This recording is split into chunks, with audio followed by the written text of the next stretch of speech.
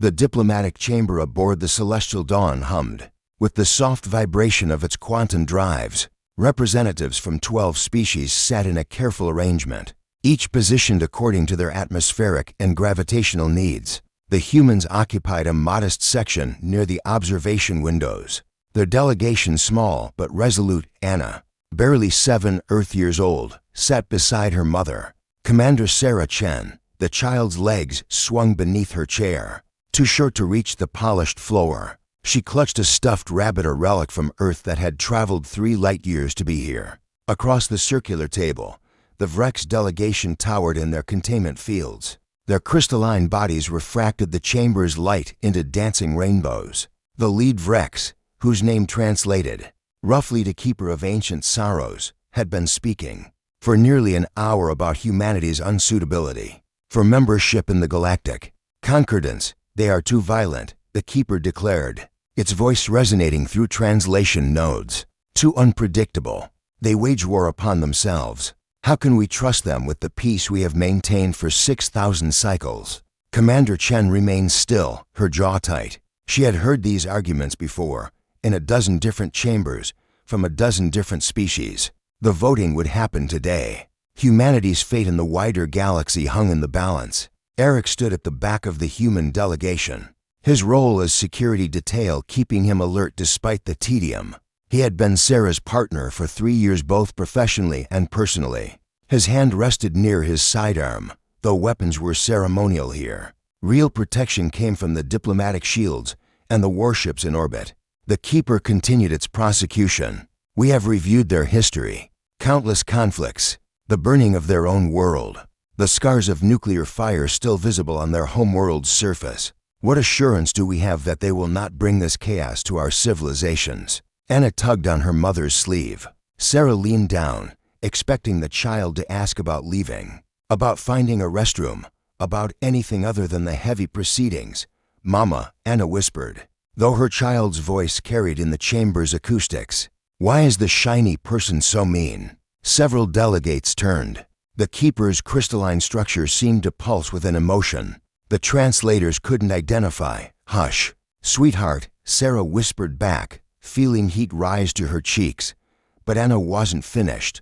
She pointed at Eric with the pure, unfiltered honesty only children possess. "My mother carries your picture in her pocket." The chamber fell silent. Sarah's face burned crimson. Her hand instinctively went to her uniform pocket, where indeed a small photograph resided, a candid shot of Eric laughing at something she'd said, taken during their last shore leave on Europa Station. Eric's stern expression cracked into a surprised smile. The Keeper tilted its massive form toward the small human child. "Explain the statement." Sarah tried to intervene.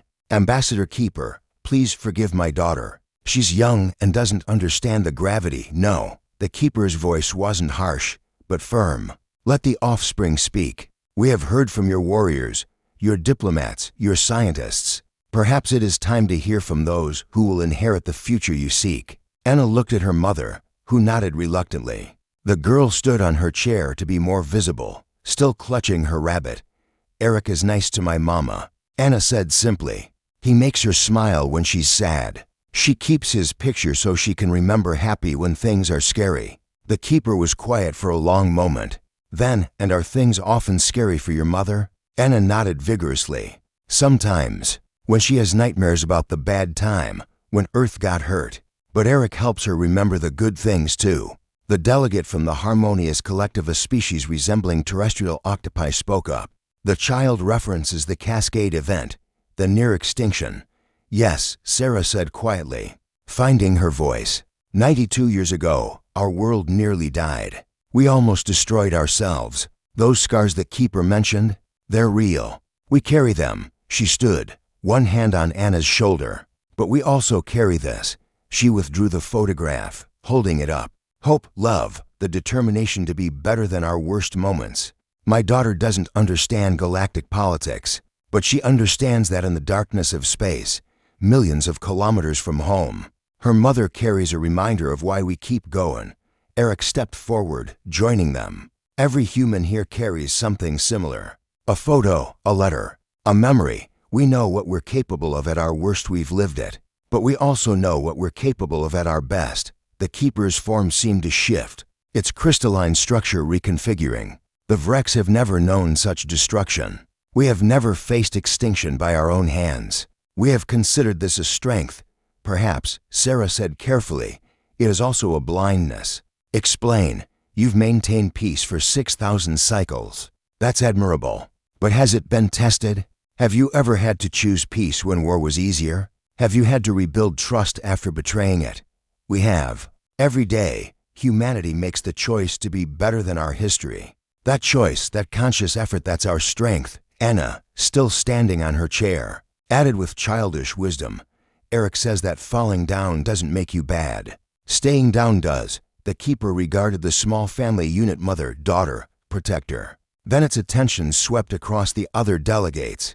The Vrex withdraw their objection. It announced, a species that carries pictures of love in their pockets while negotiating for their survival. Perhaps they understand something we have forgotten in our 6,000 cycles of easy peace. The vote that followed was not unanimous, but it was sufficient.